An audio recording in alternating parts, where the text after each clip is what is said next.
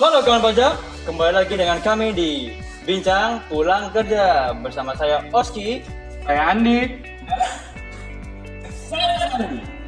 Nah, di dalam Bincang Pulang Kerja kali ini kita akan membahas tentang ketentuan dari Bea Materai terbaru yang diatur dalam Undang-Undang Nomor 10 tahun 2020. menggantikan Undang-Undang Nomor 13 tahun 1985. Itu kan maksud lo. Saya mau ngomong itu tadi. Ya, ngerti.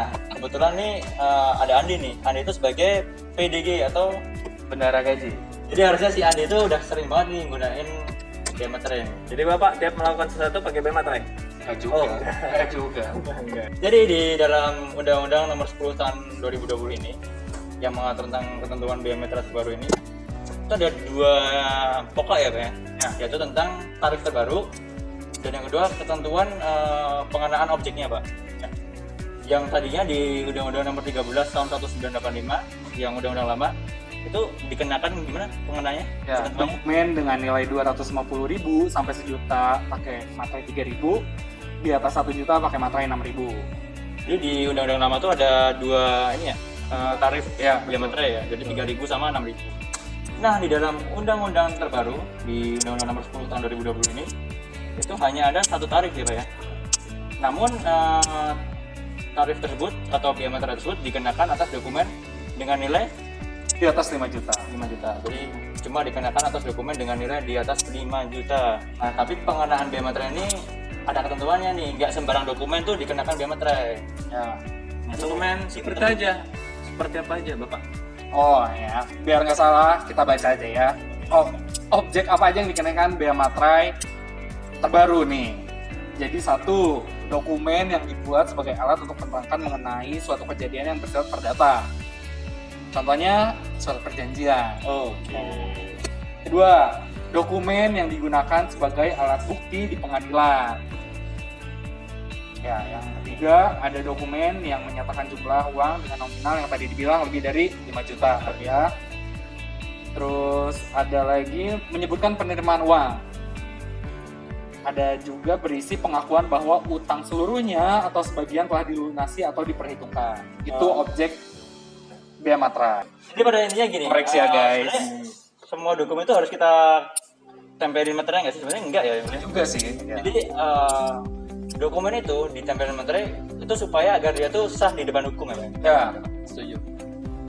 Nah di luar dokumen yang harus dikenakan Bea Materai itu ada dokumen yang dikecualikan dari Negative list. dari Dari negative list.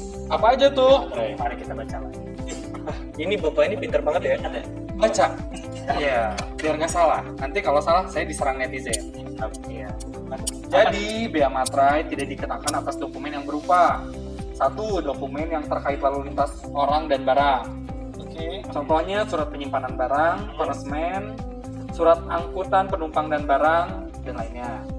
Terus ada lagi segala bentuk ijazah itu nggak pakai. Ada tanda terima pembayaran gaji, uang tunggu, pensiun, uang tunjangan, dan pembayaran lainnya yang berkaitan dengan hubungan kerja, serta surat yang diserahkan untuk mendapatkan pembayaran yang dimaksud. Ada lagi tanda bukti penerimaan uang negara dari kas negara, kas pemerintah daerah, bank, dan lembaga lainnya yang ditunjuk oleh negara berdasarkan ketentuan perundang-undangan. Ada kwitansi untuk semua jenis pajak dan untuk penerimaan lainnya yang dapat dipersamakan dengan itu yang berasal dari kas negara, kas pemerintahan daerah, bank, atau lembaga lainnya yang ditunjuk berdasarkan ketentuan peraturan perundang-undangan. Ada tanda penerimaan uang yang dibuat untuk keperluan intern organisasi. Ada dokumen yang menyebutkan simpanan uang atau surat berharga, pembayaran uang simpanan pada penyimpan oleh bank, koperasi, dan badan lainnya yang menyelenggarakan penyimpanan uang, atau pengeluaran surat berharga oleh kustodian kepada nasabah.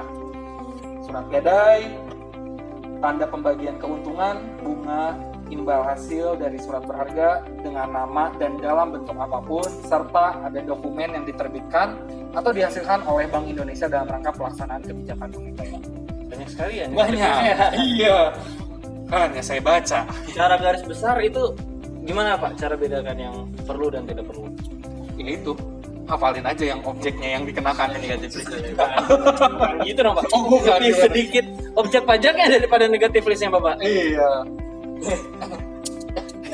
Karena menurut saya sih ya Gimana dari yang Bapak? semua yang tadi itu paling kita tentuin dari objek pajaknya aja kali ya. Dari objek pajak, dari objek biaya materainya aja. Kan lebih sedikit. Hilang. Iya, itu maksud saya seperti itu. Oh iya. Ya, lanjut nih Pak. Lanjut Pak, jangan ngelamun. Oke, lanjut ke materi berikutnya. Jadi ada tambahan nih Pak di pasal 28B sama C di undang-undang terbaru ini yang nomor 10 tahun 2020. Bahwa dalam jangka waktu setelah 1 Januari 2021 sampai dengan 30 Desember 2021 itu bea materai yang lama itu masih bisa digunakan. Contohnya kan yang lama itu ada 6.000 sama 3.000. Kan yang baru itu totalnya 10.000. minimal 10.000. Nah, jadi untuk pemakaiannya itu digunakan bea materai 6.000 dan 3.000 atau 2 kali bea materai 6.000 atau 3 kali bea materai 3.000. Jadi teman-teman nggak usah khawatir ya, maksudnya ketika masih punya materai itu masih Yang suka nyimpen-nyimpen Oke. materai itu pakai sekarang. Iya. Jadi yang suka numpuk-numpuk silakan Anda Masih gunakan bisa. sekarang. Jangan sedih, jangan guna jangan gulana masih bisa terpakai. Karena pada awal tahun 2022 itu tidak bisa digunakan. Betul. Ya. yang melebihi jangka waktu 1 tahun setelah Undang-Undang Nomor 10 tahun 2020 ini diterapkan. Jadi buat kalian nih yang selalu nanya-nanya, kapan nih kok nggak terbit-terbit? Tenang, masih bisa dipakai yang lama sambil nunggu ongoing aja. Santai. Tapi ada satu permasalahan lagi nih. Kenapa, Pasti Pak? teman-teman di rumah masih bingung nih bagaimana ketentuan tata cara penempelannya Pak. Waduh. Oh, tentu penempelannya. Apa bisa pakai? Ya. Enggak. Jangan pakai itu Pak, itu jualan Pak nanti Pak. Iya. Tapi banyak loh masih lagi seperti itu. Adi itu sering nih kayaknya. Kenapa? Cara pintas loh Pak. Ya. Oke, kita lihat aja ilustrasi gambar ini. Nah, berikut merupakan ketentuan penggunaan materai terbaru. Berdasarkan pasal 28C, Undang-Undang Nomor 10 Tahun 2020, materai tempel yang digunakan untuk melakukan pembayaran biaya materai yang terutang atas dokumen sebagaimana dimaksud dapat digunakan dengan nilai total materai tempel yang dibubuhkan pada dokumen paling sedikit bernilai Rp9.000 dengan ketentuan sebagai berikut. Yang pertama, materai ditempel sejajar horizontal atau vertikal. Kedua, penempelan materai tidak boleh saling bertindih. Ketiga, tanda tangan atau cap mengenai semua bagian materai. Nomor 4, tanda tangan atau cap mengenai bagian kertas. Dan nomor 5, nilai nominal materai minimal bernilai Rp9.000. Nah, berikut merupakan contoh penggunaan materai yang salah.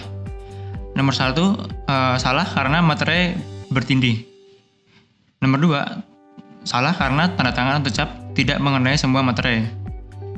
Ketiga, salah karena tanda tangan cap tidak mengenai kertas.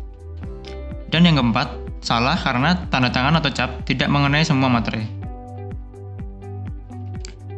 Nah, yang terakhir merupakan contoh penggunaan materai yang benar. Jadi, dalam penggunaan materai yang terbaru ini, semua tanda tangan atau cap harus mengenai semua bagian materai dan bagian kertas.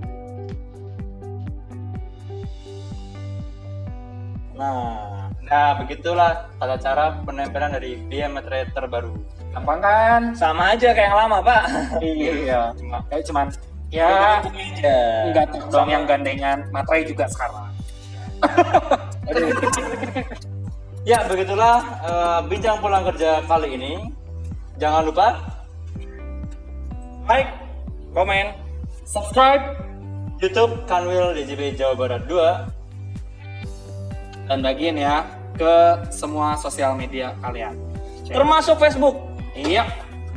Friendster kalau bisa.